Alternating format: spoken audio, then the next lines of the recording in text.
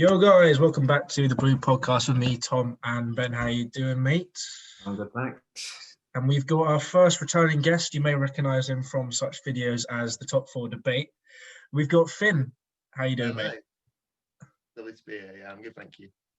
He's also got a new channel that is also coming out called From The Touchline. So I'll make sure to leave a link for that in the description, and I'm sure we'll talk about that later on in the video. Firstly, thank you guys all for the support lately. Almost over that 500 subscriber mark, which is amazing considering we haven't been doing this for very long. Make sure to check out our Spotify links, a link in the description. But always check us out Thursday, 4 p.m. on YouTube. We would greatly appreciate that. Check out our merch. Always repping. Link in the description. Twitter at the Blue Podcast 1. Instagram at the Blue Podcast 1.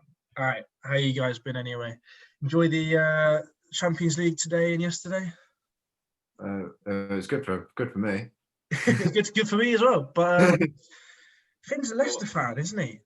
Yeah, we're in the Europa League. So, unfortunately, we should be in the Champions League if we didn't bottle it. But no. So we're playing tomorrow against Athens. Will be interesting. Yeah. And Vardy's supposed to be back for that. Pardon? Isn't Vardy supposed to be back for that? Yeah. I don't know if he'll start because we don't really need him against Athens. But I think because we still got to be careful of him. But he's still against Arsenal. Dennis, the winner, so he's back was great news. Just without Vardy, we do struggle for goals. Because he's such a guaranteed goal scorer, isn't he? So you can rely on him.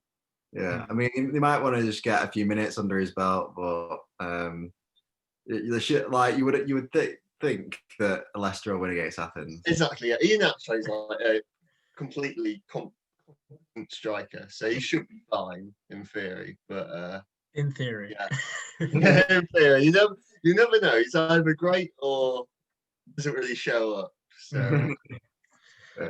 I watched the highlights yesterday, Ben, of the City game. Looked pretty easy from your end. Did you watch it? I did, yeah. It was nice. I think it's difficult because obviously it was a good performance, but no disrespect to Marseille, but it's Marseille, isn't it? So, but then again, it's a good progression from previous matches. Well, you normally struggle against French teams, don't you? Yeah, it's true.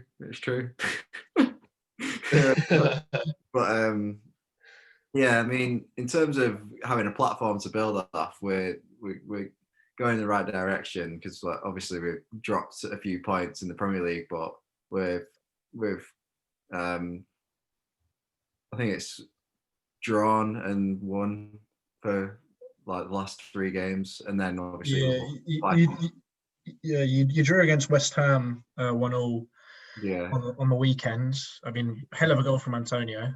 I again didn't watch it, even though I should be.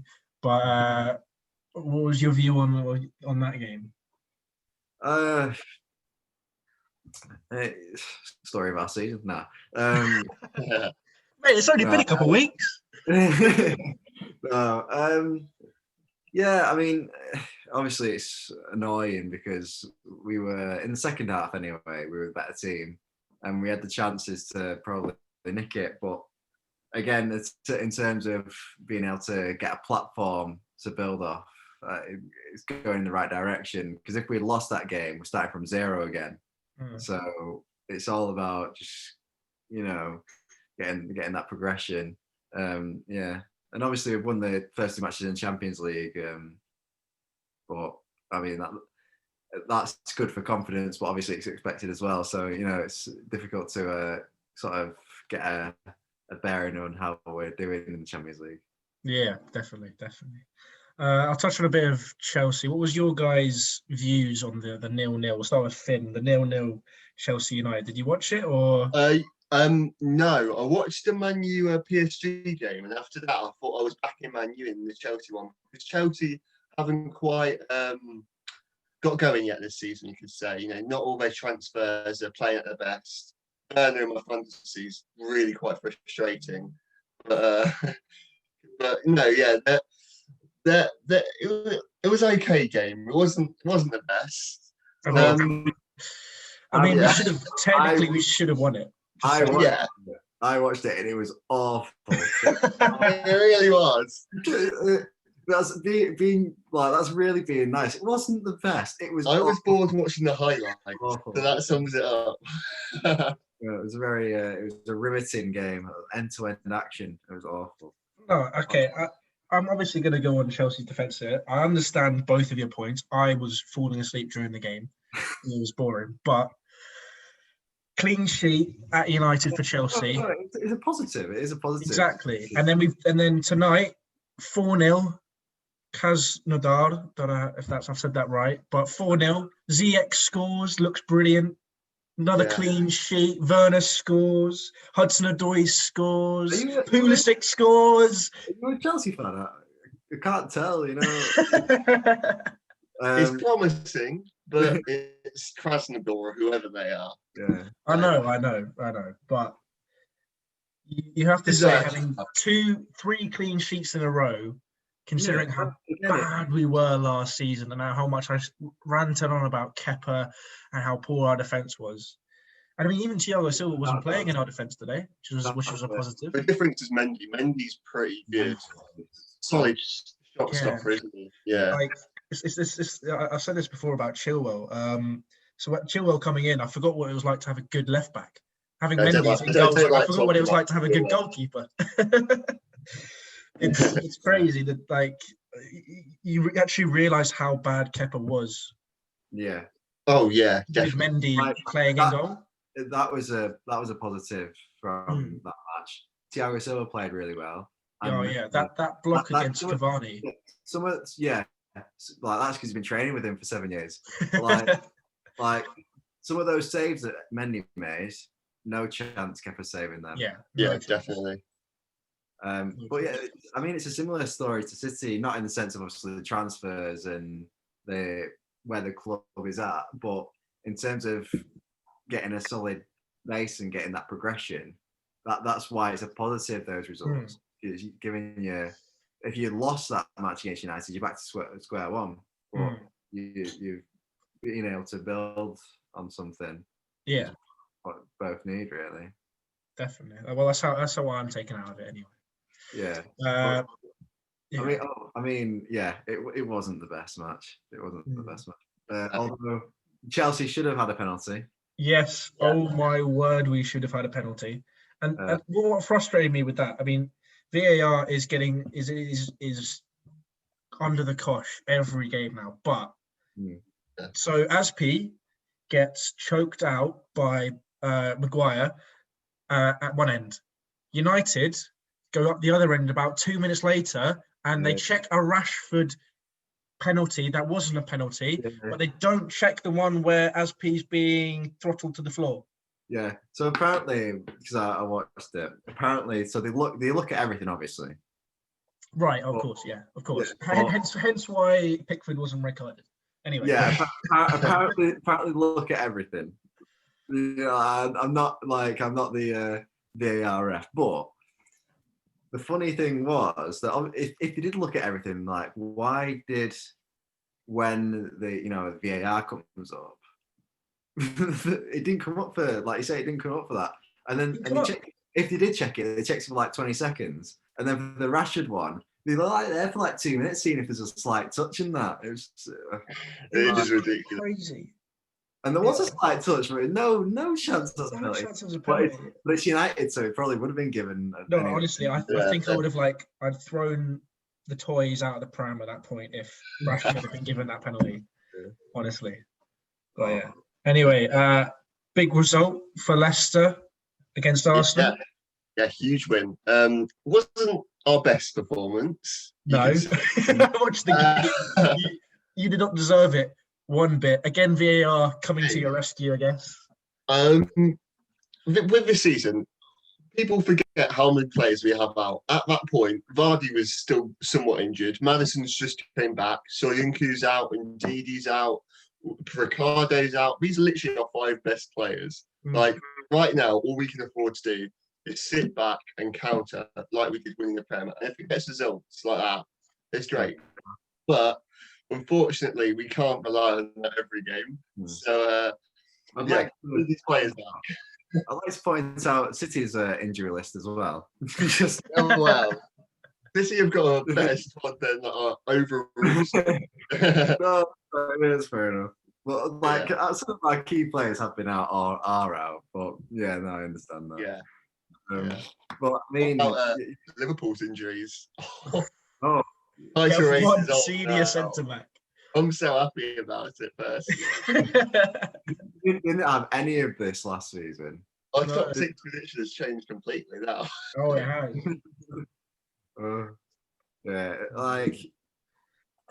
I mean, in terms of starts of the season, I mean, Everton, like you say, Everton, Villa have had fantastic starts. We're in the top 4, aren't we? Leicester. Yes. Yeah. Yeah. So, but like I was going to say, so I mean, Liverpool, apart from me getting smashed 7-2, have had a decent start. Well, not decent, but done what they did last season and just grinded out results. Yeah. And I mean, Leicester had a solid start to the season. Smashed us 5-2, but then you get smashed. That was I wish I was on after that week. Then you got smashed 3-0 by West Ham, didn't you? Yeah. What is going on with West Ham? Why are they so good? I don't know. I was expecting them to go down. Yeah. Yes, I think so did we. West Ham currently in 12th. Yeah, it's crazy. 1-2 drawn 2, lost 2. They've had a solid start to the season. And I mean, hard to beat. Yeah, but obviously City and Chelsea have had an inconsistent start to the season. Same with United. Tottenham, they had that odd result against West Ham, but they've just been unreal for some reason. Very good, yeah. But Tottenham are looking handy. Like they've got something going there. I mean, they're looking handy, and Bale hasn't even started for them yet. Yeah, which is crazy. Yeah. Well, yeah, I think there's a theme really with the teams that are being inconsistent are the ones that either, well, City United started late, but Chelsea also were in the Champions League as well. Yeah. They've had teams have made a lot of new signings, as they're trying to gradually introduce them to the squad, and they are at some point going to have to rely on these new signings, but it's still a bit early to do that.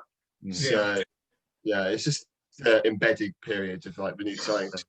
There's been a lot. Yeah.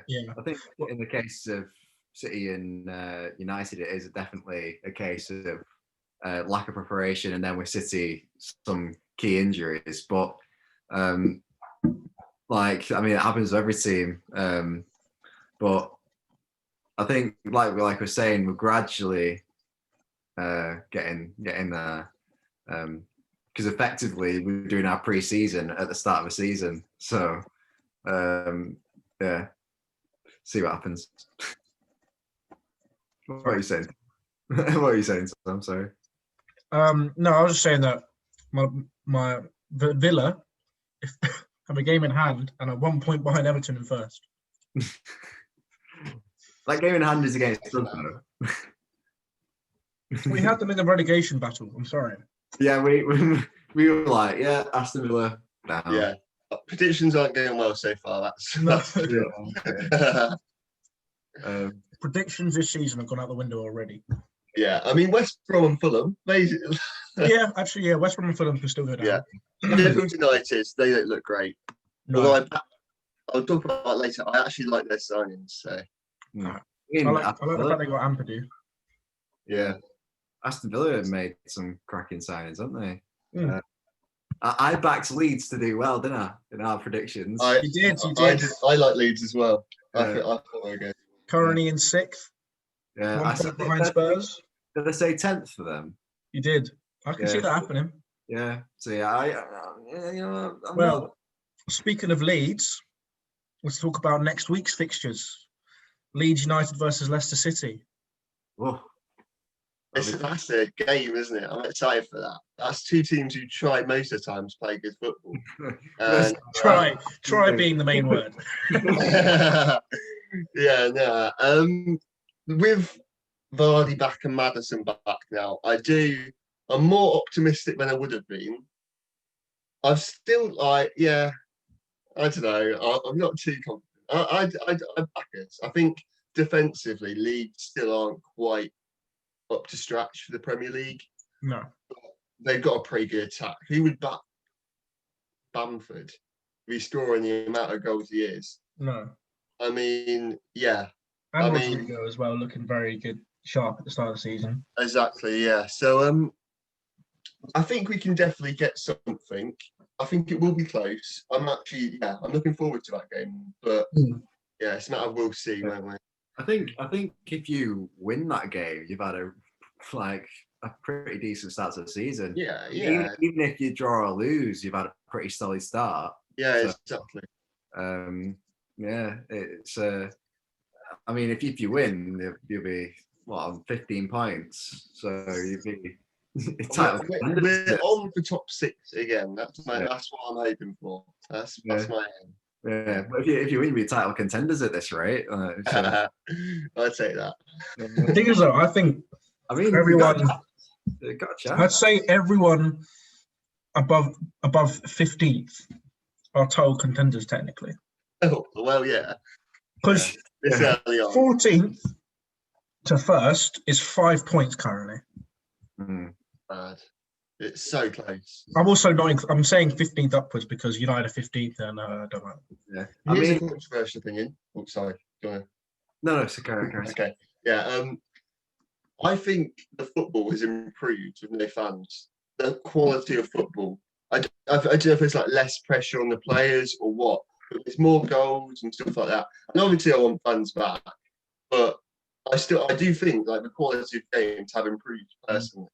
That's my uncle had a theory about that last episode, didn't he? Yeah. Basically, because there's less pressure, defenders are less sharp to the ball, and attackers are less likely to miss because they ain't got the thousands of fans behind them. Exactly. Yeah. But I think we were saying it sort of the opposite. We were saying that it was not like making the football worse, but it was like you were saying, like the defenders don't have as much intensity and that same drive. Well, that's the thing. It will help some players like Patrick Bamford. Like he has a lot of stick, doesn't he? So no fans probably would benefit him. But people like Jamie Vardy, who hyped up by the fans and stuff like that. Yeah. It's just a different types of players. So we're seeing a lot more players who potentially wouldn't have been as good as they have been. Yeah. Be really good. I get exactly what you're saying. Yeah. Yeah. Yeah. That's interesting. I don't think because when we were speaking with your uncle, it was sort of talking about the negative side of it. I don't really think about that. It's pretty good. Yeah. It's pretty good. Sheffield United versus Manchester City. Actually, wait, before we get into that, score predictions. Finn starting off, then Ben, then me. Leeds United, Leicester. Score predictions. In my video, I think I went a bit optimistic and I said 3-0 Leicester.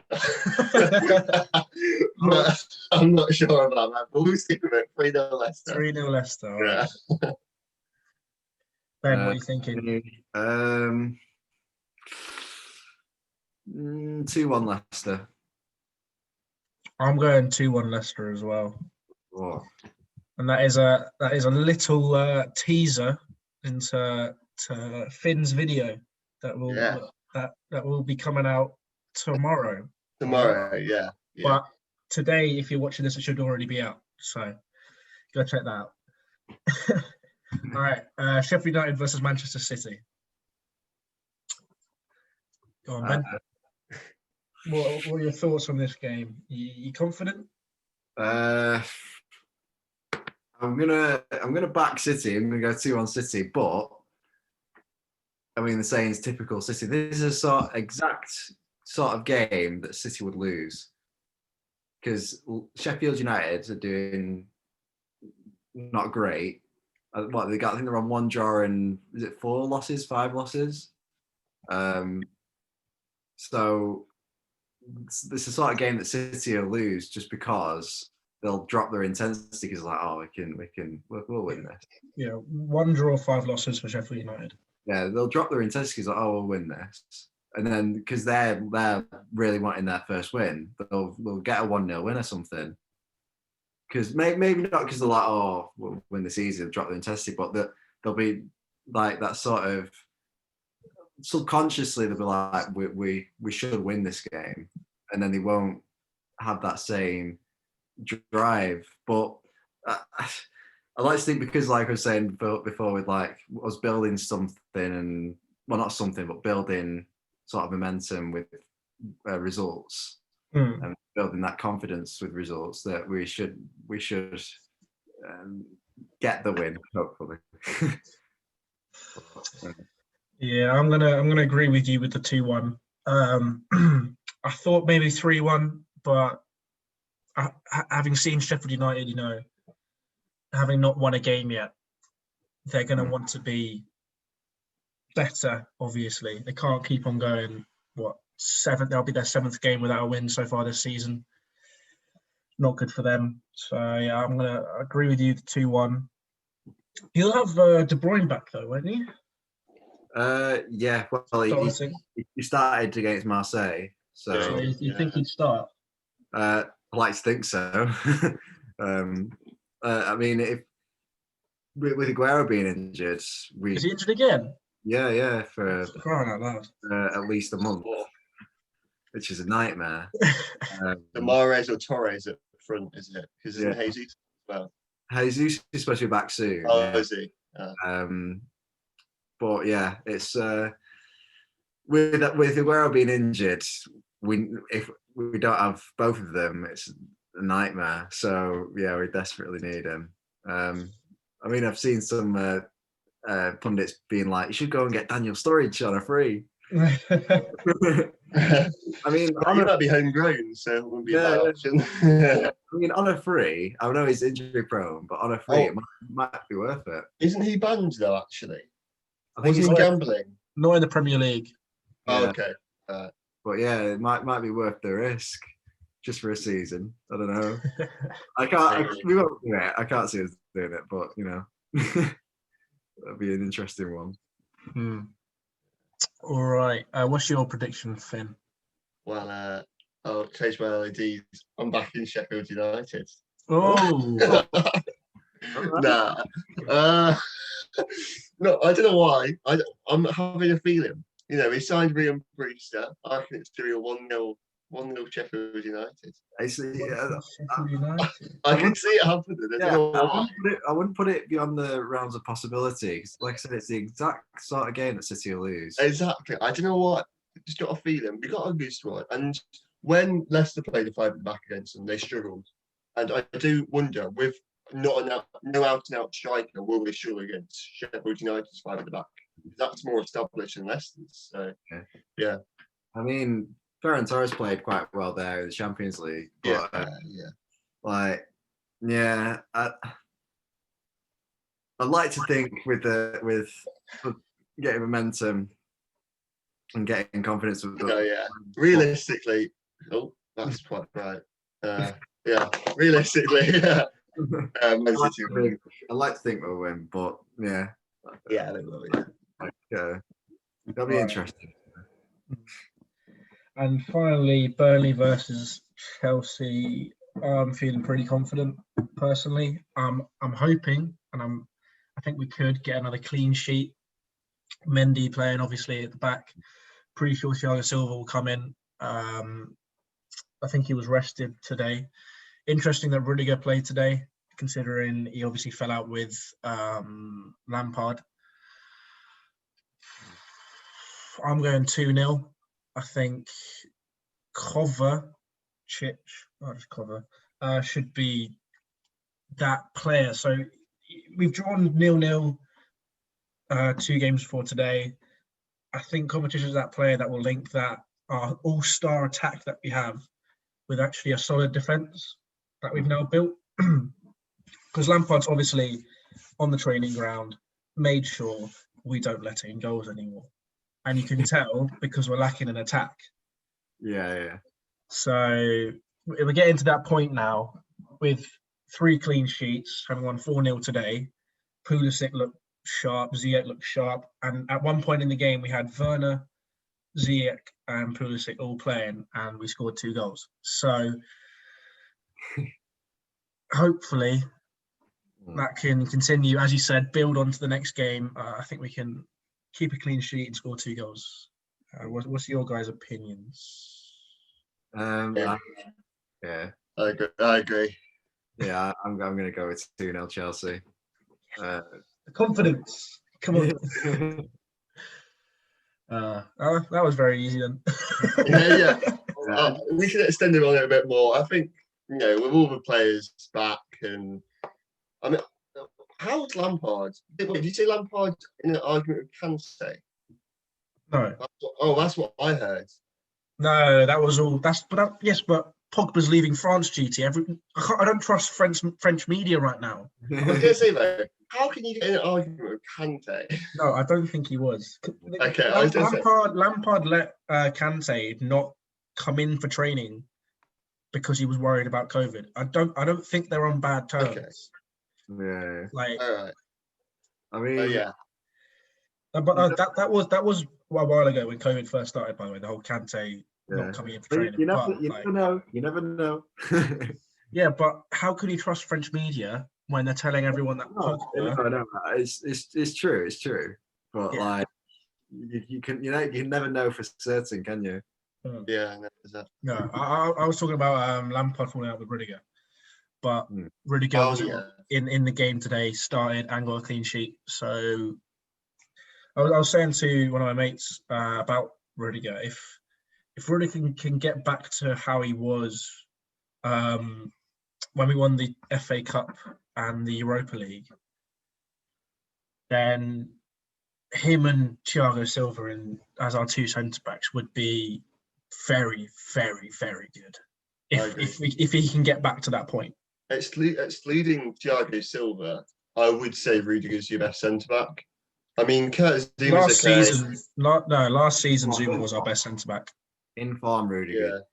That's what I'm trying to say. At his best, Rudiger. Yeah, but it'll be interesting to see who starts. Actually. Yeah, I think he'll stick with Zuma because I think so. The amount of aerial battles that lad wins is insane. I don't think he's lost an aerial battle yet this season or something ridiculous. Like this boy wins headers.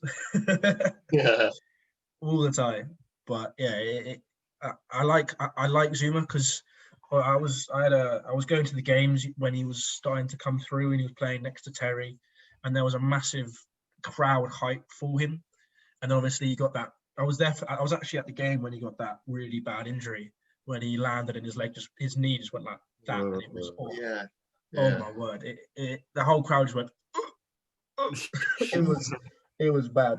But yeah, obviously he's taken his time to get back to where he was, and now he's actually being able to progress past the hype he had back when he first came here. But yeah, interesting to see who plays on Saturday at the back for Chelsea. He might even go with the back 5. Who knows? I mean, Tomori. He's not getting a chance at the moment, is he? But he's decent. So. Yeah, he's solid. I think Lampard's just worried about throwing him in the deep end. Does that make sense? He was going to come on for Zuma today because Zuma got a knock, and he was warming up to come on for him, but then Zuma ran it off and was fine. Right. But I don't know. I would like to see Tomori play. I think he'll play in cup games like the FA Cup, League Cup. Maybe he'll play in the next Champions League game if we're confirmed through to the next round. But yeah, it's funny how we have this all-star attack and yet we're still bloody talking about the defense. Anyway, let's get into the juice of the podcast, the transfers. We'll do it alphabetical. I've got a list here. We'll start, unfortunately, with Arsenal, who did just lose 1-0 to Leicester, which I'm sure puts a smile on Finn's face. All right, we'll start off with the main one.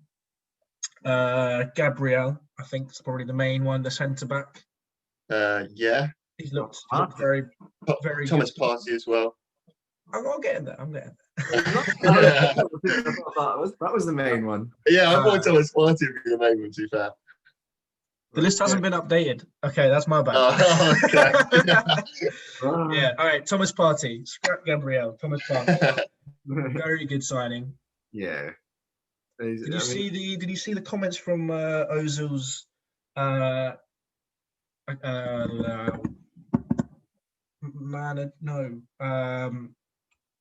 Agent? agent, that's it. Yeah. Ozil's agent, talking about how they sacked 40 people, sacked the mascot, yet they can still spend 40 million on a player.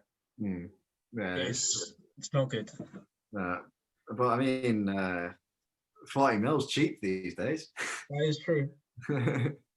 Was it a 40 mil release clause as well? Was it? But it was only active. Was it only active this summer?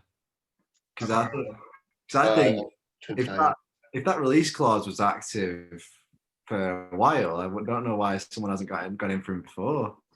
I think there was rumours with us getting him, but really, who's he going to replace? What, Kovacic and Kante? For us, anyway. The thing is with Partey, I think he's a decent signing, but one thing about most of Arsenal signings this season, other than Gabriel, I wouldn't say they're that long term. Isn't Partey like 28 now? Yeah, he'll be good for a couple of seasons, but for me, you can get better. There's better options out there. You could probably get 27. Is he 27? Yeah. Yeah. There's but if you, I don't know. Maybe it's Celeste fan. We all like sign players into 23, but I do think potentially there was better options out there. He is a good player. Yeah, I don't know. I'm not seeing too much of him. I don't know. I can't rave about him too much. Well, if you think about it from an Arsenal perspective, you're quite fragile at the back normally. And you bring in a Simeone holding midfielder, you've got to think that they're going to be good sitting in front of your defence, making them a lot more solid than they are. Exactly, yeah. So, I think that's the role he's going to play. Yeah, that is the reason that they've obviously brought him in. Yeah, I mean, him, Xhaka, Ceballos, it's a decent midfield, to be fair. Yeah, it is a good midfield. And then obviously Gabriel, who I just mentioned, and Saliba, is he gone on loan? Saliba, I think he's just a backup at the moment. I don't think he's went back out on loan, no. But I feel like he's not going to make it, to be honest. I can't see him get. Maybe when David Luiz, gets out of favour a bit. But Gabriel's so good, isn't he? He did look good. Good sense back. He's definitely improved their defence. Yeah, for sure. But with Partey as well, it was Europa League, but the last game he played in Europa League, he controlled that game. So he's also, as well as being defensive midfielder, he's also quite good at dictating play and stuff, which is obviously another thing that they're looking for. So they probably thought 40 million at that price, with him being able to do being a defensive midfielder but also good passer, they thought maybe that was worth it. I mean, with him being 27, he's still got 3-4 years. So it's not. I think it's a good sign. I personally think it's a good sign. Oh no, it is. It's just thinking in terms of his age, he's still got quite a few seasons left in him. So yeah, Willian as well. I was a bit disappointed that they let him go to Arsenal. Yeah. But have you seen how much he's on there, Willian? Yeah, 220k a week or something. Ridiculous. That is. I rate Willian. I think he's really good. But is there much point when you got Pepe? You spent about 80 million on. Willian has. Right, I'm going to be a salty Chelsea fan for a little bit. Willian is good, but his end product is trash. That's what I'm saying. If you look at his numbers, No.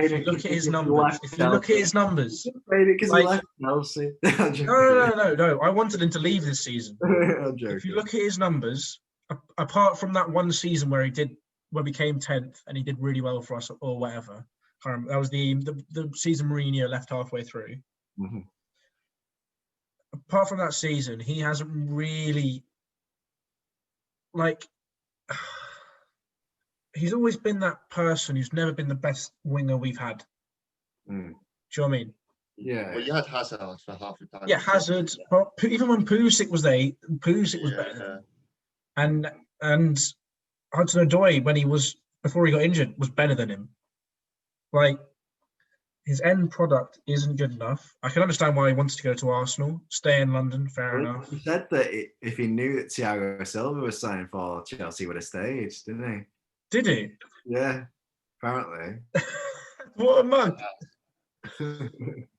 So yeah, no, it's an okay signing. Too much Yeah, weight. it's nothing okay. special. They should prioritise giving Pepe game time. Yeah. He's not even young. No, he's not young. He's got 2 seasons left max. Brilliant. Let's move on to their outgoings. I think my biggest mistake that Arsenal have made is letting go of Emiliano Martinez to Aston Villa. Definitely. Because he's looked very good for Villa, and 2 looked really good for them at the end of the season, and then they've just let him go for 20 minutes. They should have kept him as number 1 for a bit. Yeah. Leno is really good though. But Leno is good. No, but he's got a mistake in him though, Leno. He's been a bit stinky at the start of the season. He has got a mistake in him though. I think like, yeah, fair enough. Leno's a good keeper, but just keep him. Keep Emiliano Martinez. Is that like Man U with Henderson? Like they have 3 very good goalkeepers. Yeah. Just play him because he's an informed keeper, and then when he goes a bit off, then that's when Leno can go back in. Exactly. I don't see why you would get rid of a keeper who was like your second best player in the FA Cup final, and against Liverpool in the Carabao in the Community Shield. Did he play in the Community Shield? Yeah, I think he did. Yeah, like, why would you get rid of a keeper who everyone is raving about? Yeah, well, I mean, because Arteta decided on Leno being his number 1. So when Aston Villa came in with an offer, Martinez asked to go, and because at the time everyone was saying, on current form, at the end of last season, Martinez was the best goalkeeper in the world. Like, he was sensational. On form, may I add. So when Martinez saw an ambitious club like Aston Villa going after him, and he knew he wouldn't be getting first team football at Arsenal, I think he was pushing for the move, and that's why it resulted in him leaving. Yeah. They just decided to respect his wishes because he had been so good for them. But and he's been there for so long, hasn't he? So. We should have just said to him, "You'll be our number 1" for a bit, But that's fair. All right. Well, speaking of Aston Villa, they are next up alphabetically. Obviously, I'm just going to name some of the main ones. Martinez, obviously, we've just spoken about. I think that's a really good signing. He kept 3 clean sheets at the start of the season. 1 for fantasy years. And first 3 games he conceded 2 goals, and both of those goals were against Liverpool. Speaks for itself. Matty Cash from Nottingham Forest, right back, solid signing. Ollie Watkins, hat-trick scorer against Liverpool. Yeah, solid. And again, Cash. And Bertrand Traore, ex-Chelsea player, I'm pretty sure. Yeah, he was. And Ross Barkley, another Chelsea player on loan. What's your thoughts on those, Finn? Cash and Watkins, I know a lot about. Because I do like the Championship. Leicester was in it for quite a while, so I still, follow it. But no, Matty Cash played for Leicester's rivals, Forest, and he was the best right back in the Championship. He was really, really good. He converted from a right winger, so he's more attacking as well. And he's adapted to Premier League life really well. And he's been really, really good. And then Ollie Watkins, obviously everyone knows about him. He's been linked to every Premier League club. I think Aston Villa have done really well to get him ahead of everyone else. He's an English young goal scorer at the end of the day, and that's what they needed. So I really rate those 2 signings. Other 2 I don't know much about, or Barkley I do. I think with Aston Villa, the recruitment was really good because they were like, right, these are positions that we need to improve. Those are the players that we need. Went out and got them, and it's worked really well for them. I think the best one for me at the moment is probably Barkley. I mean, and Martinez has been really good, but Barkley's been Really fantastic. Yeah. And he's got a partnership with Grealish, and he's scoring goals for fun. It shows what it's like. He didn't really get a chance at Chelsea, I don't think. But I don't really know why, because he's a good player. And it shows what happens when you get a run of games and for sure. like consistently. No, I definitely agree. Maybe it just wasn't quite right at Chelsea because when he did, I think it's more. He didn't. We've just brought in Havertz, Mount as well as ahead of him. But before that, he wasn't playing either. So it's because Lampard loves Mount. Yeah, just like Gareth Southgate. Yeah, exactly. Yeah. I don't recognise any of the outgoings personally. For Aston Villa. I don't think there's anyone of note, to be fair. No. Samatta. He was their striker last season. He wasn't that good. In January, I didn't try and avoid a relegation, but it was really I know that he is apparently, his home nation absolutely love him. And the fans of his home nation, I don't know where it is, it's like some like African country, no football players. They were all like abusing the Aston Villa players for not passing enough to him. So I'm going to go on Twitter and say to all the fans from his national team to stop giving his teammates hate. Wow. Yeah. All right. Well, next up is Brighton and Hove Albion. The main one is, I think, Adam Lallana from them. Danny Welbeck as well. And Danny Welbeck recently on a free. Yeah. On a free. Yeah. I like the way they play. Yeah. And Lamptey was Lamptey last season? Yeah, from Chelsea, wasn't he? Yeah. And I was gutted when they got rid of Lamptey. I understand, obviously, Reece James plays in his position, and Reece James is probably going to be better, I think. But Lamptey's looked solid. He's in my fantasy team, I have to say. But Adam Lallana, good free signing, and Welbeck as well. Yeah, it's solid signings. I mean, obviously, you could argue that Lallana and Welbeck are injury prone, but on a free, I guess it's worth the risk. Yeah, definitely. Because if they don't get injured and are able to play, they'll improve the team. So on a free, you can't really go wrong. No, I don't think you can. So yeah. I mean, there's not much to talk about really with the Brighton side as well, I think. With Brighton, they just signed a bunch of young players from teams no one's ever heard of, and a lot of the time they do end up well. Like they have McAllister now, don't they? Yeah. He's like a cam, and he's pretty good. But they signed Veltman as well. Oh yeah, Veltman. He's quite a big name. Don't know if he'll start on much. Probably a Kane free at the back. Yeah, I mean he's not even. They didn't even buy him for $1 million. No, exactly. Yeah, it's quite cheap. Knockout to Fulham. Out from Brighton, I thought is quite a big name now. Yeah. I mean, he was on loan there last season, wasn't he? Aaron Moy's the big one, isn't it? Yeah. Last season. Gone to China. Lost. Glenn Murray as well. During his career. Shane Duffy. They've lost and Dale Stevens. They've lost quite a lot of the core players, but they have a lot of young players coming through. Not really a lot. Like they have Alzati, Connolly. They have Ben White. It's not really. Yeah, they can kind of live without all those aging players.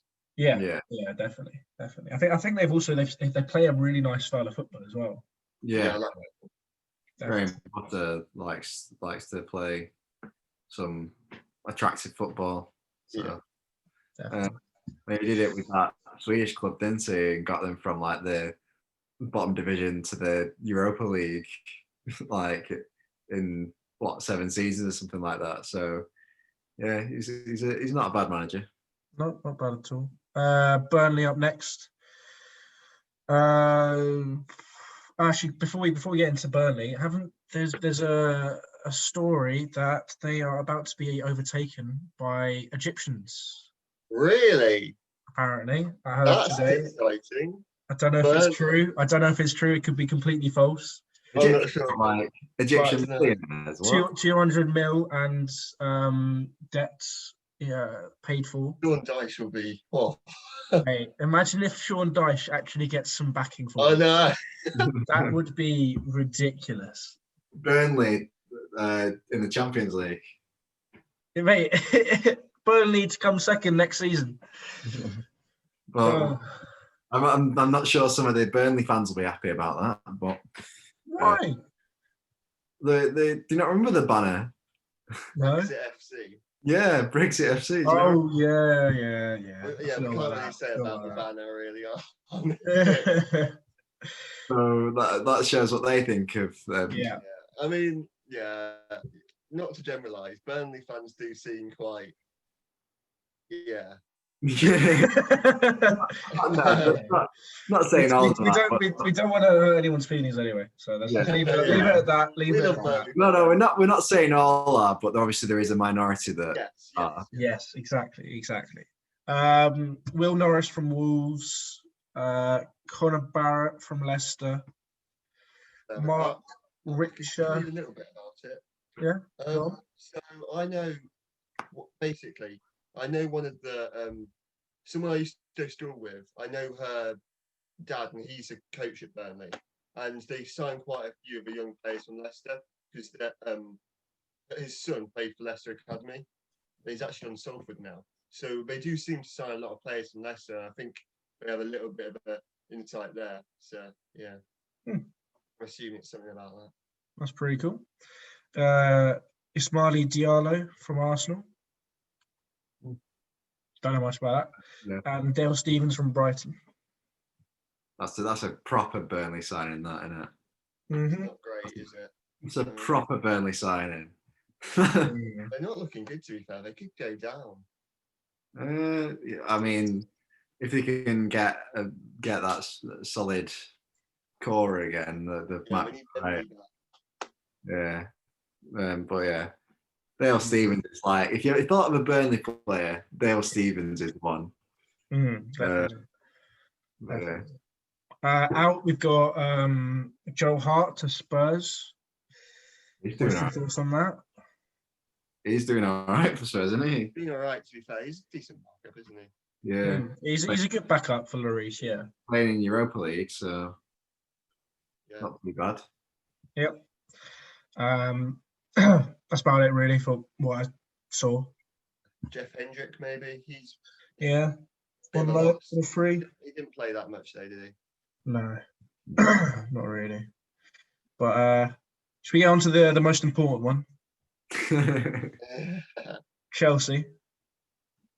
I'll go through the ins first. Thiago Silva on a free. Timo Werner, Hakim Ziyech, Umbayamba, Ben Chilwell, Sarr, Havertz, Mendy. Have I forgotten anyone? Sarr's gone out on loan, hasn't he, to Porto? Yeah, Sarr's on loan. Yeah. Umbayamba is in the youth academy. Yeah. What do you guys think of those signings? They're fantastic signings, but it's like I've said. I think we've said in previous podcasts, like it's whether they gel quicker or it takes them longer to gel. Because that, in some senses, you could argue that they've signed too many players because it's a lot of players to sign for them to be able to gel straight away. I think though, three of them have gelled straight away in Silva, Chilwell, and Mendy. Werner's almost there. Ziyech looked very good tonight, I thought. Yeah. And Havertz is young and maybe needs a little bit more time. So I think they've done pretty well so far. Yeah, but I mean, if you look at that, it's the defensive players who have settled in. Which is what we needed though. Which is exactly what we needed. It's not the attacking players. So it's looking like it might take them a bit longer, the attacking players. But you've got enough in attack, so that's all right. Yeah, exactly. they're forward-thinking signings. I like them a lot. Oh, yeah. Chilwell's as solid as a left back you get in the Premier League. Like he's not gonna make major mistakes. I mean, towards the end of his spell at Leicester, he really wasn't great, but it's because he fell out of love with the club. And I think, yeah, for Chelsea, he'll be very good. I think Malang Sarr is an underrated signing. I think in the future he could be very good. But Havertz should be well beaten. Yeah, should be. Yeah. Should be. We have spoken a lot about the signings in previous podcasts. So move on to the outs. Pedro to Roma, Willian to Arsenal, Morata for 50 million to Atletico Madrid. How did we get to sell Morata for 50? I have no idea. He's went Juventus now, hasn't he? Yeah, he's on Juventus. I don't know. Million loans. I'm just going through the loans right now. Ampadu to Sheffield United, Batshuayi to Palace, Loftus-Cheek to Fulham, Conor Gallagher to West Brom. Loftus-Cheek. The main ones. Loftus-Cheek, I was surprised you let him go. I mean, I know you've got a lot of players in that position, but I really like Loftus-Cheek, and I don't know why you went Fulham. Because it means he's going to play every game. Yeah, that is literally the main reason. Yeah. And I mean, it could, if they stay up, it could be a good loan for him. Yeah, exactly. I think he needs to. Well, so yeah, Loftus-Cheek just needs to play football. That's like he needs to. He's at that age now. He's just come back from a year-long injury. He needs to be playing regular football to be able to get to where he should be. Yeah. So I understand why he's let him out on loan. I was actually more annoyed about Barkley going on loan than I was Loftus-Cheek going on loan because Barkley is already very good. Yeah. So I don't know. Yeah, I mean, it might be a case of Loftus-Cheek goes back to Palace at some point because that's where he had his best season, isn't it? Well, the season's still early. To be fair, he went to Fulham quite late. He's only played the last 2 games, I think. Yeah. But I mean, in the future, Palace might be interested. Yeah, of course. Yeah. I'm just trying to look at the Fulham. Yeah, Fulham have lost 5, drawn 1. So And we'll see. Palace might think they can help him regain his best form. You never know. I'm sure they hope so as well, because if Loftus-Cheek can get to his best form, then he'd be very good for them. Fulham, they only started playing their new signings, and they need time to gel in. Like they've had like Lookman and stuff as well now. Oh, he's looked really sharp. Yeah, so I think they'll start becoming better. Whether or not they stay up, I don't know. But yeah, as you said, to get game time, it's sensible. Yeah. All right, Crystal Palace. They've got Easy coming in. I think it's a fantastic signing. Nathan Ferguson on a free from West Brom and Michy Batshuayi on loan from Chelsea. Yeah, Klein and Butland as well. So like just solid. Butland and Klein, yeah. Solid. Yeah. So, pretty cheap. Yeah. Exactly what they need. Yeah, I think Easy's a good one for them. He's allowed Zaha to play in a much freer attacking role because Easy can play on the left, and I think Batshuayi is basically what they've needed for the last 2 seasons since he left, because they need someone who can put it in the net, and they haven't had that for a while. Benteke is not the guy. No, he's not.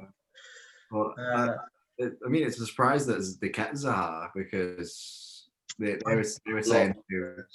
I don't think they would have kept him if they didn't get Easy, Batshuayi, Butland, and Clark. Well, no, I think he wanted to leave anyway, but no one came in with the transfer fee that they wanted. So that's why they kept him. Oh, fair enough. He wants out, I think. Well, not like he's like, I can't stand this club, but like he wants to further his career and play in the Champions League or something like that. When you look at how long he's been there and stuff, he should, in theory, he should be a club legend. Like, but unfortunately, he's constantly saying he wants to leave. Like, he should just stay there keep on getting his massive wage and just become a club legend, in my opinion. Yeah. He's not going to do much elsewhere. Yeah, I mean, I guess the Champions League is a tempting prospect because. Yeah, exactly. But yeah, I think either's fine. Finn, do you recognise anyone on the outs? Yeah, Sorloth from went to RB Leipzig, the Werner replacement. Yes, that's it. Weird one, because when he played for Crystal Palace, never great. But we had a loan spell in Turkey and scored, I think it's like 30 goals. So yeah, it's going to be interesting. Whether or not it'll work. He's been pretty okay when he's played so far. I think he'll be all right. Not really lost because they weren't playing them. But Well, they're getting smashed 3-0 by United at the moment. oh, are they? And Blimey, yeah. And Juve are winning. Barca are winning 1-0 against Juve. But Juve had three goals ruled out. Juve apparently. 3. Yeah. God. Dortmund are beating Zenit 1-0 as well. Morata has been offside 3 times apparently. That's a bit harsh. Yeah. Anyway, Everton, very good transfer window from them. Yeah. James Rodriguez, Nkunku, Allen, Decore. Am I missing anyone? Godfrey and Olsen. Oh yeah. Godfrey, yeah. I think they should start playing that Olsen. Olsen's a solid goalkeeper. I don't think Pickford's up to it at the moment. I don't know why he's still starting for England. I know he's played well in the past, but if it's based on current form, he's no idea. Southgate's just got a bit of a thing for him, I reckon. Yeah, well, a bit of a thing like he's got. That's the thing with Southgate though. He doesn't put players in on form. He puts players in on merit. That's the thing. Like when he first became England manager, he did put him in on merit and form. But he's suffering from what Hodgson did and sticking with his favourites now. Because he's I think it could be his downfall, his refusal to play Grealish in a competitive match. And maybe like Henderson in goal. Yeah, because I think Pope should be playing in goal personally. Pope's. I mean, if Henderson was playing, then that's a different argument. I just think Henderson's more complete than Pope. I think Pope's an amazing shot stopper, but he's really not great. I think it's because if he was still at Sheffield United, I'd play Henderson, mate, probably. Yeah. That's fair enough. He's not playing week in, week out. But what was I saying then? It's gone now. What was I talking about? Pickford and Southgate's demise.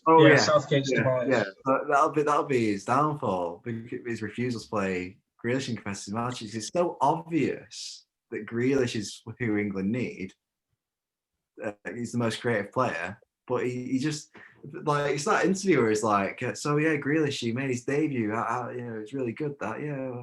And then he goes, "Yeah, but I'd like to talk about Connor Cody. He had a really good debut." And then there's the other one where it's like, "Oh yeah, Grealish, is he going to start?" Blah blah.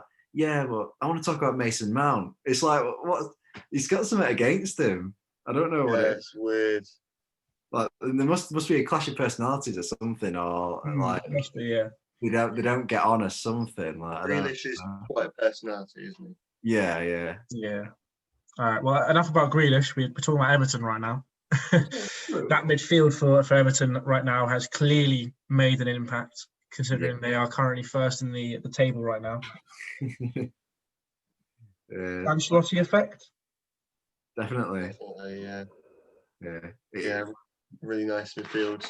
Yeah, so they've done the similar to Aston Villa. They've gone right. These are the positions we need to improve. These are the players, and gone and got them. But then that's the way to do it, isn't it? Yeah, it's the best way. And same with Chelsea. I'd say that's what. Yeah, definitely. Maybe less so Chelsea. They sign just good players, but yeah. But I mean, but then you've also had the added thing of he's got that appeal, so you can get players like James Rodriguez. Yeah, and exactly.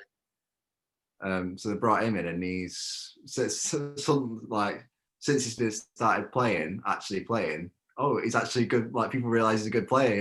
It's one of those things. He's not just that one-shot wonder from Colombia. Yeah. I don't know if they can keep up with good form there. To be honest, not to the extent they're doing it right now. I think they'll get.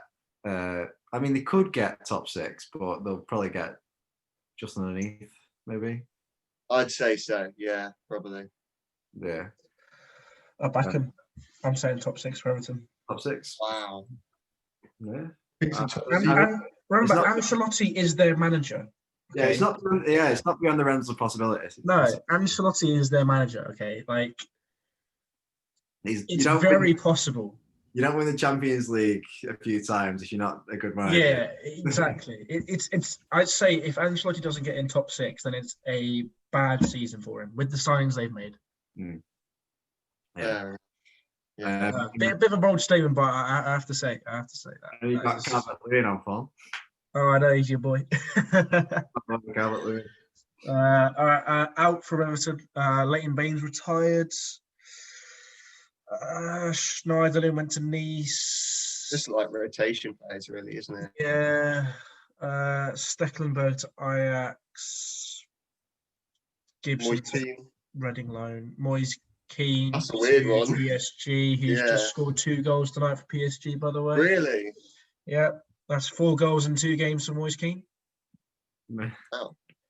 Shows what happens when you actually play. I think he's like a team player. Yeah. He was good at Juventus. Didn't really have the chances or the players around him at Everton. So now he's went PSG. I mean, it also shows what happens when you're playing in an easier league. Yeah. Oh, I was about to say. I think what Ben meant to say is when you move to a worse league, then you can score more goals. But anyway, Fulham. Loftus-Cheek, obviously. I don't really know much about their signings, I'm going to be honest. Areola, I think that's a good signing on loan. Lamina on loan for Southampton. I like Lamina. I really like him. He was tipped to be really good at one point, wasn't he? Yeah. I mean, Man U was linked to him when he was at Southampton. He had that amazing season. I mean, I don't know what happened. It's not a bit downhill, isn't it? It's not quite works at Southampton. Yeah. I think it's probably another case of a bit like with other players that they're not getting the game time. So it's not quite, they can't play consistently. They can't get into any kind of form or rhythm. Exactly. They've been sent. They signed players that will. Oh, sorry, you go. No, go on. I was reading something out. They're signing players that would, if they go Championship, would stay and be very good Championship players. But they also got players who potentially could go further than that. So like Lamina, Areola, Tete, Anderson. These are players that they're like Europa League players. But then people like potentially Lookman, Adrabayo, Robinson, and Reed, they'll go and Kungolo. They'll go down to the Championship and be good players. So although there's a lot of players, it's sensible the way they've done it. Yeah. It is a lot of players as well. You talk about how Chelsea need time to gel. That's a lot of players that Fulham have brought in as well. Yeah. I mean, it's shocking that it's less players than they did last time they came up to the Prem, but like it's still a lot of players. Yeah. And out, anyone notable from Fulham really? Knockout, maybe. Not really. Not really. United, Leeds though. Leeds have had a lot of signings. Sam Greenwood from Arsenal, Danny van den Heuvel from Ajax, Rodrigo from Valencia, Diego Llorente from Real Sociedad. Good signings. Yeah, solid. Like they've seen players that they need to be able to get up to that level of the Prem and sign them, basically. Helder Costa as well. Sorry, I mentioned him. Obviously, like Vin was saying, they're not quite there defensively. Probably in parts how they play, a bit like City, but they're a Prem team now, really. Yeah. Based off the early form. Anything from you, Finn? A lot of their younger players who haven't actually broken into the team yet, I like. People like Gelhardt. He's from Wigan. 17 years old, and I think he actually has. He's reminds me a lot of Patrick Bamford in the way he plays. Maybe, hopefully, a bit better. A guy called Somerville from Feyenoord. He was on loan at Eredivisie team last season, and he was pretty good actually for them. So he's again 18, 17. And then Rafinha from Rennes, and again, a player. Yeah, he hasn't broken into the team yet. But on theory, under Bielsa, like a lot of these young players, I think they could become real good ones. And yeah, there's some really solid signings there. All loans really from the outgoings. Next up, you can take it away, Finn. Yeah, it's good, but a bit underwhelming, you could say. 3 signings. There's definitely areas that I still would like. Maybe another centre back, striker. We got Castagna, but it's not a full-on left back. Maybe a winger. We got under actually. No, yeah, maybe a striker and a defender. But the 3 players we did sign, I really, really like. Like Castagna is really been impressive so far. I don't know if you guys have seen a lot of him, but on the attack, he is phenomenal. And defensively, he's really good. He's been playing right back right now, but when Ricardo comes back, I think he'll shift to the left. Under a really, really nice game last game when he came on against Arsenal, changed the game for us, got an assist. He started off really well at Roma. He tailed off towards the end, but I think it was a play style wise thing. And Wesley Fofana, phenomenal. I really like him. 18 years old, started like the last 2 seasons for Saint Etienne, and now he plays for us, and he's been really, really good. But yeah, no, I like the 3 signings you made. I just would have liked a few more. That's what I'd say. Yeah. That's fair. Yeah, that seems like a fair assessment. It sounded like you'd almost written that down. No. I was looking at the. Yeah, no, of course. I know. I'm only joking. It was very good. It was very good. Just on another note, United just smashed Leipzig 5-0. 5-0 now, bloody hell. And Barca are winning 2-0 against Juve. And Dortmund are beating Zenit 2-0. But outgoings, Ben Chilwell 50 mil. How did that feel for you? I mean, I was speaking to you about this on the podcast last time, and when you said 50 mil, I was a bit shocked. I don't know if you remember, because I was like, I thought it was going to be higher. Yeah, I thought it would be a lot higher, but I suppose in the current climate and stuff. Yeah. I looking back at it, 50 mil, I'll take it. You didn't really want to be here. I'll take it, yeah. We've not really lost anyone, to be fair. It's a decent enough fee, I think. Yeah, I mean, we probably, net spend wise, we've not went much over it with our signings. So, I did hear financially we've not been the best this season due to the whole pandemic. But yeah, sensible transfer window for me. And I'm a fan of it, yeah. Fair enough. Any other outgoings you want to talk about?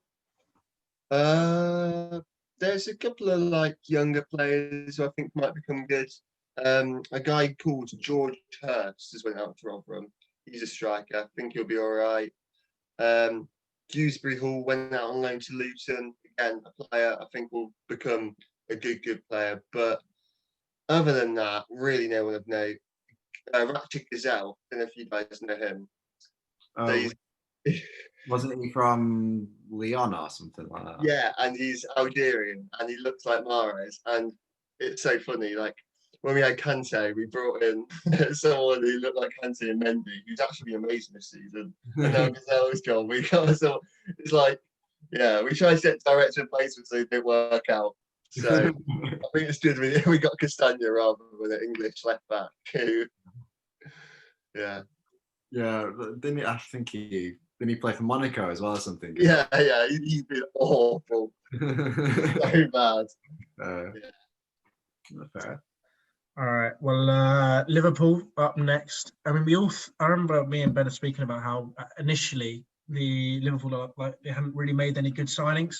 Yeah. And then they go on and make Jota and Thiago, which is for a combined total of 65 million, which is mental, to be honest.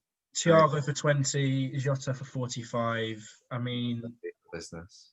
That is good business. I mean, they only made 3 signings, am I right? Tsimikas, Thiago and Jota.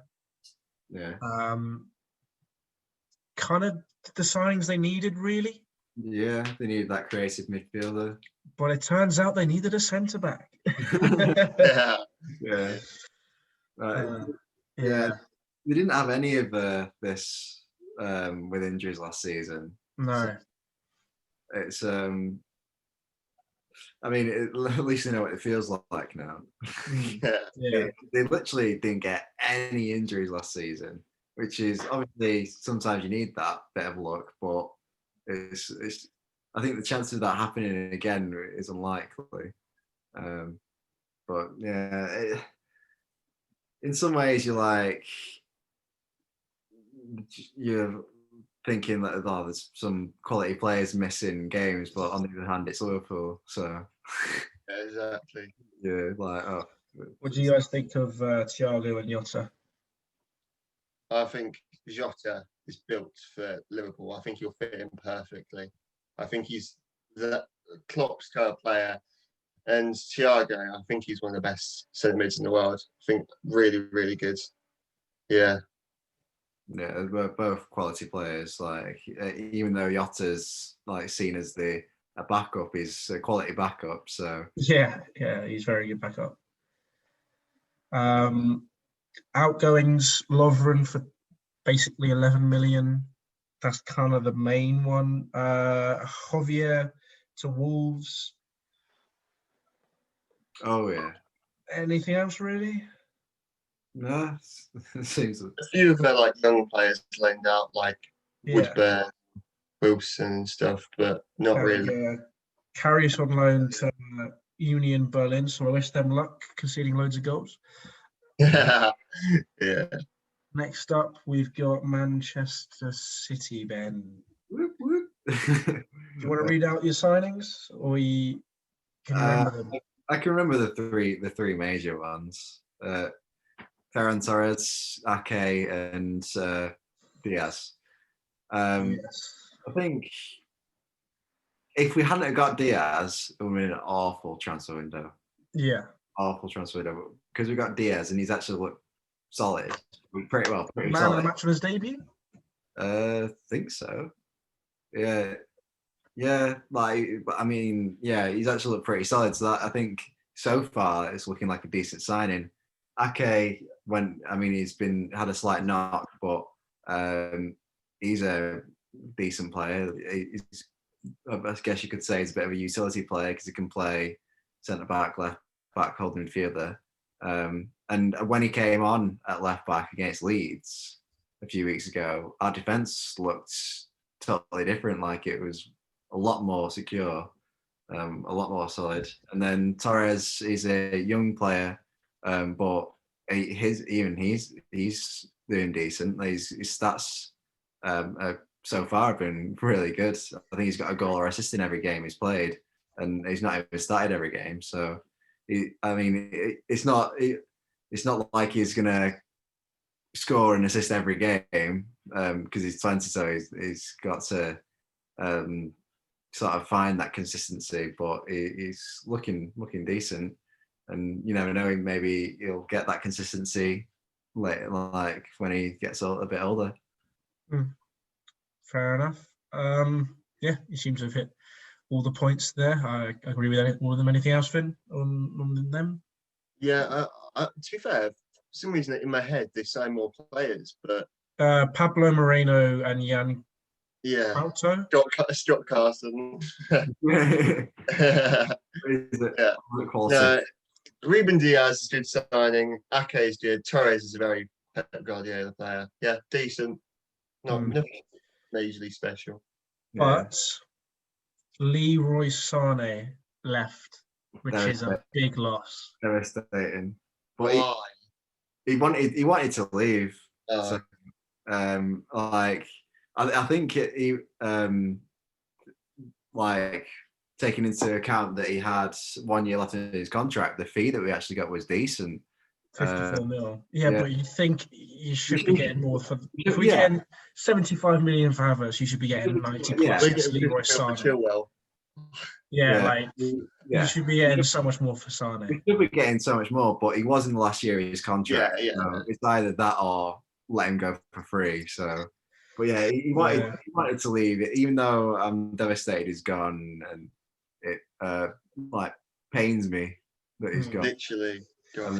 Yeah, and David Silva on free to Real Sociedad, Angelino on loan to RB Leipzig, and Jack Harrison, that's it, to Leeds, who scored against Liverpool. Yeah, he looks quite good, but I don't know if he'll ever play for City first team. Leeds will probably sign him next season. Yeah, but we're definitely in some games this season. We're definitely missing David Silva, but I think it's kind of shown because when Foden's played, we've actually played better. So it's kind of shown how important Foden is becoming for us. No, really. Fair enough. Manchester United. Bad transfer window, would you say? I reckon. Yeah, you go. I reckon if they hadn't have hyped up and been pushing for the Sancho transfer all summer, United fans probably think, it's been an average transfer window. But I mean, with that Sancho transfer, and you look at the transfers, it's not very good. And with like the Cavani signing, they could have signed him anytime they wanted. And for some reason, but they really like went for it on deadline day, even though they could have signed the week after. And it's all about that PR and stuff. That I think on like the United stand, they've been talking about how the board and the backroom people have been like trying to do this PR spin to like make it seem like they've had a sick transfer window and like they've made these really good signings. Because like with I think it's Palestri, one of the young wingers they signed, they were like, I think it's Forlan suggested it to them, and Forlan was like, yeah, he's got potential, but he's not ready yet. And then United in their statement were like, he's going to go straight into the first team, he's going to hit the ground running. And like with Cavani, they're like, yeah, we're signing on a deadline day, but you could have got him this week. Yeah. And obviously giving the number 7 as well. I mean, he's a decent. I mean, in terms of him as a player, he's a decent signing. He looked sharp against us in the nil. But I think if you look at it in the context of the Sancho transfer, that's when it sours it. Yeah, Van der Beek as well, solid signing, but they don't play him. Yeah, I don't think Solskjaer trusts him. No, this is a strange one. Well, isn't there there's something like Solskjaer put in a request for 7 players and got none of them? Something like that. And I was speaking to one of my friends who's a United fan, and he was saying that the reason that there's a theory that the reason he's not playing Van der Beek is because he wanted Grealish and didn't get him. So he's deliberately not playing him to prove a point or something. It's poor, isn't it? I know. I mean, it's fair enough. Like you wanted Grealish and you didn't want Van der Beek, and so you didn't get the player you want. But he's your player now, so you have to integrate him into the squad. Otherwise, that's going to be like sour the dressing room. I mean, just won 5-0 tonight, so obviously it's going all right at the moment. But I mean, with the exception of that Tottenham score, but like it will sour the dressing room if there's someone who's not feeling integrated in the squad and part of the team and matches. Yeah, no, I agree. Anything from you, Finn? Yeah. I really like Telles. I wanted him at Leicester as our Chilwell replacement, but I think he's a really good signing. I didn't he was a position they necessarily needed. Yeah. Shaw is actually pretty solid. So is Williams, but you know, I think he's a very good left back. And then Van der Beek, I really, really like. Personally, I would rather him than Grealish. I don't think he's right for Man U. He doesn't fit into their system unless he start. Like they can't play him alongside Pogba and Bruno, can they? And then he just doesn't like. He wasn't the first. Like they weren't his first choice, and he wasn't theirs. You know what I mean? Like it's not good. Doesn't make sense. Like, I really like Van der Beek, but I just don't think Man U was the right move for him. Yeah. And Cavani, it's alright, meh. Yeah. Like, I'm the opposite. I really don't rate Luke Shaw. I think Alex Telles is a lot better player than Luke Shaw, and I don't understand why he's not. I love Telles. Don't get me wrong. I don't know. Yeah, I don't know why he's not starting Telles. If I was Solskjaer, I'd be starting Telles every day, every match, every day of the week over Shaw. But I'm not the manager. Yeah, true. Yeah. All right. Outgoings: Alexis Sanchez to Inter. Angel Gomez released. I think that's the main ones. Have I missed any? Dalot to AC Milan on loan. Chris Smalling to Roma. Like Smalling, probably won't see him in the Prem again. I mean, all those people have started playing well in Syria, haven't they? So yeah. But I mean, it shows when that if they get the right team, obviously not if you get the right team, but like if you get the right team and you play the right system, then you'll play well and you actually get to play consistently. So you actually get some form.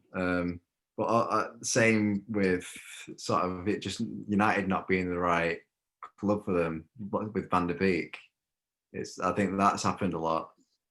And I guess that goes hand in hand with the transfer strategy that they've had in recent seasons. That they are trying to change, aren't they? But still in the process, I guess. Fair enough. I do agree. Newcastle, big ones. Ryan Fraser, Callum Wilson, both from Bournemouth. One on a free, one for 20. Good signings. Solid. What they needed a goal scorer, so they got Callum Wilson, really. Yeah, solid. I think my favourite signing they've for them is Jamal Lewis. The fullback. Yeah, the left back from Norwich. Young. I think he'll be a really good left back. Yeah, they've just been sensible, and they've actually spent a bit of money as well. You know, it's an investment, and Jeff Hendrick, they got him on a free. He's been good. Yeah, they've been okay. Yeah, decent signing, solid. Yeah, I agree. Yeah, not really. Yeah, again, not solid signings. They clearly got what they wanted. So yeah. No one major, I don't think, on the outgoings. Don't see anyone. I mean, Van der Beek started tonight. Did he? Yeah. just let you know. Yeah. There you go. Sheffield United. You said you had a few insights into that. Do you want to? I just think it's. From a Leicester fan, you like signing young players who are going to come up. I think they've done really well. Every signing, it has a reason and it has a use. And I just think it's really good. Like Fotheringham, good backup goalkeeper. Ramsdale, if you can't get Henderson, he's as perfect as a replacement as you can get. Like, he's really quite good. Jayden Bogle, 18-year-old right wing back. From Derby, again, really good. Same with Max Lloyd. He's a little bit older, but really good wing backs who can eventually take over Stevens and Baldock. So we have depth there. And Padu, really good young centre back who I really like. And then there's Burke, I don't rate. But Brewster, I really, really rate. I think Brewster's a really good striker. I think Liverpool have a buyback option, but if they didn't have that, it would be a big loss for Liverpool. Yeah, right. I definitely agree with that. Yeah. I think you have hit the nail on the head there with all of those. Ampadu can also play as a holding midfielder, which he does often play for Wales. I think he's going to be really good in the future. Hopefully, he just needs time to get going. I think they've had a few injuries and stuff, and I time as well. Stay up. Yeah, I think they should do. Definitely. Outgoings. Anyone? Callum Robinson to West Brom for a swap. Yeah. Sweet. Southampton. Mohamed Salisu from Real Valladolid. There we go. And Kyle Walker-Peters, who I think is a really good signing for them from Spurs. In Real Valladolid, the one that R9 owns or something? Isn't it? Yeah, I think it is R9. Yeah, he does. Is that R9 or Maradona? I think it's R9. Yeah. Yeah. A weird one, but yeah, there you go. A little bit of trivia for you guys. Yeah. Good start to the season from Southampton. I think Walker-Peters has had a really good start to the season as well. What's your opinions on that, guys? They've done that thing where they sign what they need. Yeah. And they do it well. Yeah. Like Diallo is like up and coming, I think. Walcott established. Walker-Peters solid right back in the Prem. Salisu are really like young, really good season last season. I think he's not broken into the team yet, but over time, I think we're trying to gradually introduce him. I don't think he speaks English yet, so they might be trying to do that. But I think when he gets into team, he will, he'll be good. And I mean, they did lose Højbjerg this season, which is I think a big loss for them because he's a very good player to Spurs. Yeah, it doesn't look like they miss him. No. Which is credit to them. I thought he was a great manager. Doing well for Spurs as well. I think we're getting to him next. Well, speaking of Højbjerg, Tottenham Hotspur, Gareth Bale, Reguilon, Højbjerg, Joe Hart, Doherty. Really good transfer window. Underrated, to be fair. Yeah. When you look at that, that's probably one of the better, in fact, maybe the best transfer window, maybe behind Chelsea. Thank you. Yeah. I was about to say, I'm scratching my head here. I don't know. I think it's challenging Chelsea. Oh yeah. I was saying before we got Chilwell, I possibly would have preferred Reguilon over Chilwell, but as a Leicester fan, I would definitely agree with you. I think Reguilon's way better. Yeah. Reguilon. But since Chilwell's been playing for Chelsea, he actually has been very, very good. So I think, as you said, he fell out with the club. Chilwell fell out with love with Leicester, which is why I think Reguilon had a better end to the season than Chilwell. Yeah. But I mean, Reguilon's had a fantastic start. I think that's the thing. Reguilon has potential to become world class. Chilwell. Yeah, I saw a thing. It was like on Sport Bar or something, so it's take it with a pinch of salt. But I saw a thing that's like because Madrid have got a buyback option on him, and it's apparently they've already decided after like 4 games that they want to extend the buyback option. Really? So, yeah. So yeah. That's peak for Spurs, but makes me happy.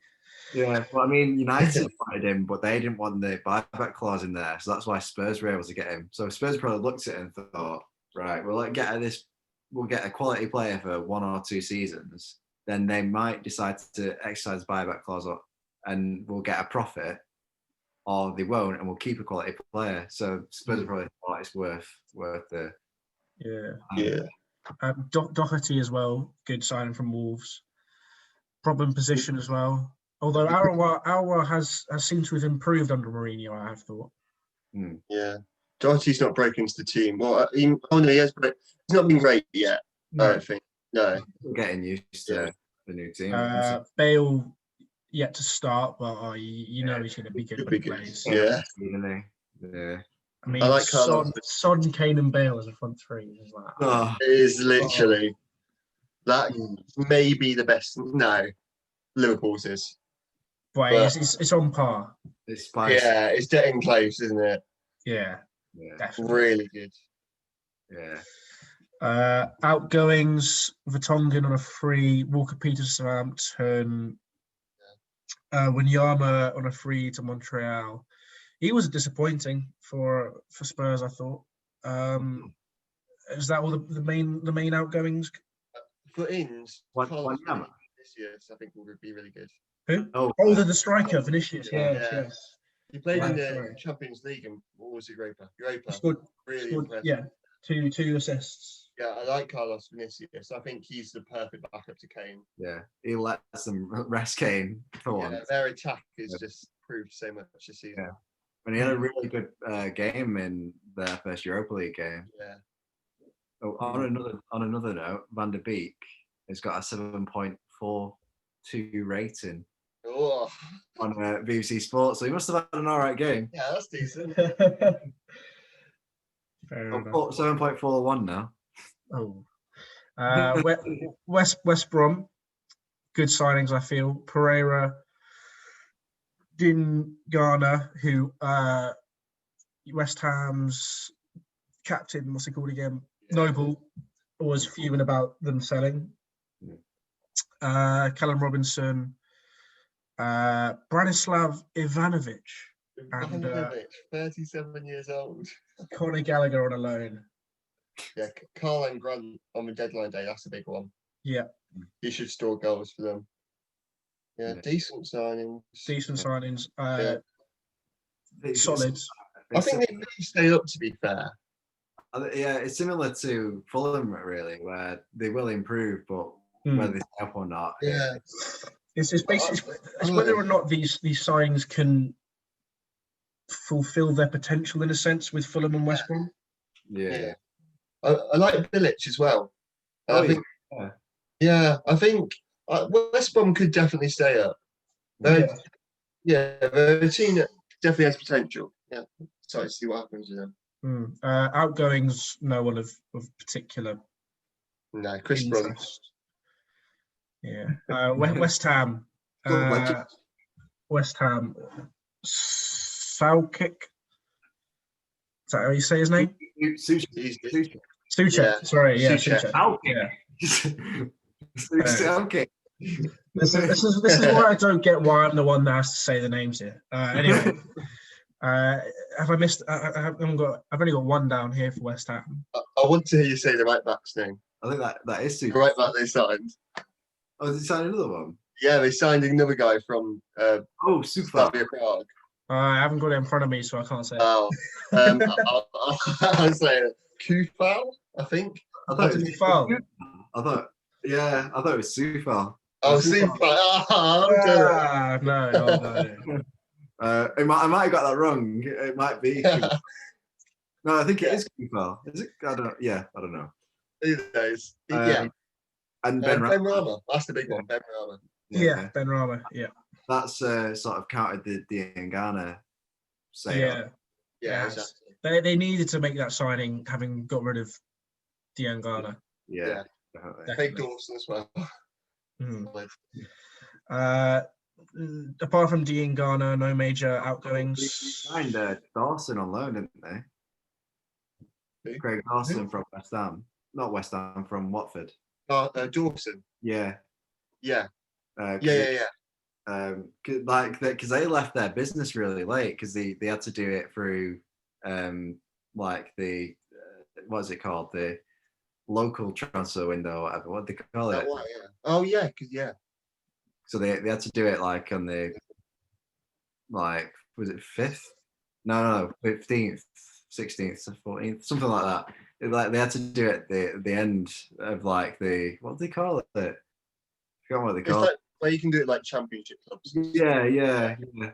Oh, there's an actual word for it, but yeah, it's like a restricted transfer window. Leave it in the comments down below if you know what the word for it is. Anyway. The transfer window anyway. Onto Wolves, last but not least, Wolves. Semedo's a big one from Barcelona. Javier from Liverpool. Yeah. The Fabio Silva, isn't he that? Yeah, the young 40 million. Raul Jimenez, future person or whatever. Yeah. Yeah, Exactly. yeah. I mean, Solid signings, really. Portuguese. yeah. Uh, Smith was a replacement for Doherty, wasn't he? yeah, I think it's Meadows. Meadows, yeah, good. I think Smedo's a really good signing for them. Yeah, I think whoever's I've got it. whoever, however you say that one, the one from Liverpool, I think he'll be good. I've got it. Marcel's one. I like him. Yeah, from Leon. Yeah. Well, let's let Ben say what he wanted to say. Oh, sorry. Domestic transfer window. Way. Is that it? Yeah, There was going to be more. No. I was looking at what the word was. Domestic transfer window. There we go. Ah, All right, and outgoings. Jota, we've spoken about. Morgan Gibbs White on loan to Swansea. I think he needed some game time. Helder Costa, good one to Leeds. Doherty to Tottenham. They've had quite a few outgoings, haven't they? Will Norris to Burnley. I don't think they're major to say they replaced them. Yeah, they have replaced most of the ones they got rid of. Yeah, It must be one of the clubs that were hit hard by the coronavirus. Yeah, financially. definitely.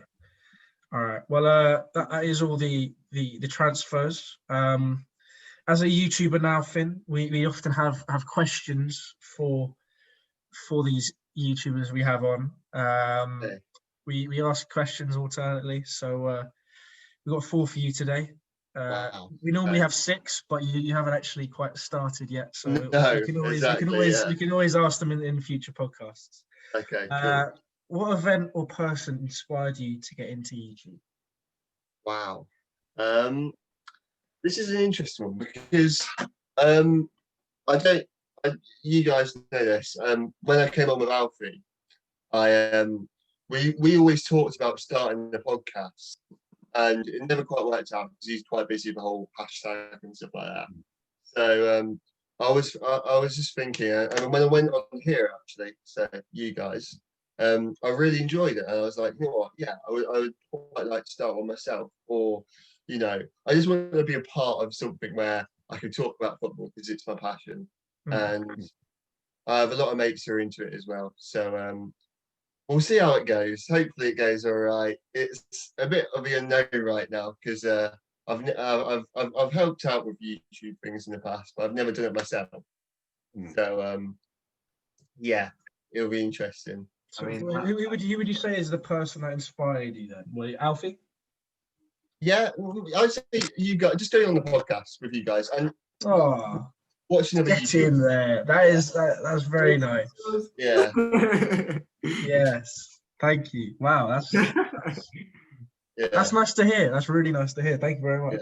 Yeah. I mean, I guess that leads on to the next question. Really, like, is this your first channel, or have you had others in the past?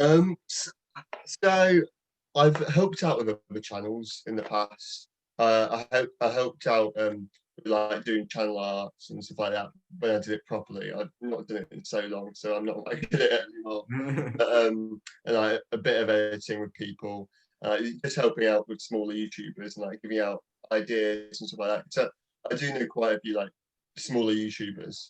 And I had one ages ago of my own. It was okay. It wasn't great, but it's not my proudest thing. There's no videos on it anymore. But yeah, nah. I'm hoping this one goes better. Yeah, yes. let's say that. Well, we are looking forward to watching you grow with this channel, and make sure you guys do check it out. It is in the description below. If there's one YouTuber that inspires you the most, like I'm talking big, actually inspires you, not just inspires you to do YouTube, like proper YouTubers. Exactly. Who would it be? There's a couple actually. So I don't know if you guys, I love the Sidemen personally. Yeah, of course. And I don't know if you guys have seen Ethan's thing recently. The documentary. Yeah, I've watched the first 2 episodes, I think. And I was just watching it, and I was thinking like how much YouTube helped him grow as a person. and like where it's looking like. If it wasn't for YouTube, if you look at the path you would have went down, Yeah. it just made me think like, yeah, maybe one day I like my dream job would be to do this, and although it may not be realistic, you know, I don't know if I do have the abilities to do it by myself, but I might as well try. Yeah. I mean, So you'd say is Bazinga? Yeah, Simon in general. I've never actually been much of a Bazinga fan, but watching that documentary did inspire me. Definitely, yeah. What you're saying about your stuff in the future leads on to this question, really. What are your future goals with your channel? I've always, so you know, like True Geordie and stuff like that, when they have these big podcasts, and one day I would love to have my own podcast with like a good following and stuff like that. Whether it's my own or whether I'm a part of someone else's, I just love podcasts. Like, I don't know, have you guys seen Happy Hour? Yeah, I listen. Me and my girlfriend love Jackmate, so yeah, it's amazing, isn't it? Like, just any sort of podcast I love, and it's just my sort of thing. I'm a talkative person, and you just don't shut up, do you? Yeah, no. That is actually exactly the same for me. True Geordie initially was the reason I wanted to get into podcasting, and then Jackmate's Happy Hour, Joe Rogan, all of these podcasts that I listen to myself now when I'm just doing a bit of work or mowing the lawn. You know, I do. They are my inspiration as well. So it's quite nice to see that obviously they inspired you, and your future goals are to be like theirs. Yeah, exactly. And I just want to say with you guys how amazing you've grown so fast already. Have you guys hit 500 now? Not quite. We're very close though. We're at 465. Really, you've grown fast, and it's really impressive. And how consistent you're at Blade and stuff like that. I'm really impressed with how you guys are doing, and I really wish you all the best. And hopefully, I can keep on making the other feature and stuff. And yeah, I like coming on. Thank you very much. We'll definitely look forward to having you on in the future. We'll have to go on yours as well at some point. Yeah, definitely. Yeah, definitely looking forward to that. Well, I think we've covered most things that we've wanted to cover. What's the name of your channel, your new channel, Finn? Oh my God, my mind's went blank. It's changed so many times. That's the problem. But we have decided on something. Let me just check. This is professional. It begins with an F. Oh my God. From the Touchline. From the Touchline. From the Touchline. Yeah, I had a couple of box-to-box podcasts, but that was taken. I was fuming. Yeah. And then so From the Touchline. Yeah. Please subscribe. I mean, yeah. Sorry, I was just gonna say, like, the way this started, like, you obviously had that inspiration, but like, basically I just got asked and I was like, all right, I'll do it. Yes. Well, Ben's been taken along the ride with me, which has been fun. And yeah, wish you all the best with your channel. I'm sure we'll have you on in the future, and we definitely would love to come on and help out at any point. Yeah. And am I not right in saying we might be featuring today? Yes. So this has been a bit of a rush video. I'm gonna be honest. I've just made the channel, and we needed a video on before this podcast is uploaded. So something for you guys to watch. And yeah, I was just thinking, I was like, what can I do? And I thought, Premier League predictions, simple. Yeah. So I've done mine for the Sunday and Monday games. And then I've asked you guys to do the Friday and Saturday games. So if you want to check and see their predictions, make sure you check down below. And it should be. Yeah. Great. Well, thank you guys for watching. As I've said many times, go check out Finn in the description. It's been a pleasure having him on.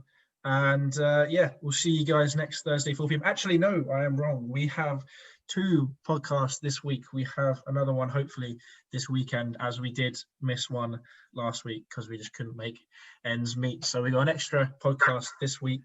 So I hope you guys look forward to that. And yeah, if you like the video, please like the video and subscribe if you're new around here. We are on the almost at that 500 subscriber mark, which was our aim for Christmas. But I mean, it looks like it's going to be a lot closer than we ever thought. So yeah, thank you guys all for the support. Check out our Twitter and Instagram at the Blue Podcast 1 for both, and DM us if you ever want to come on, and we'll see you guys soon. Goodbye.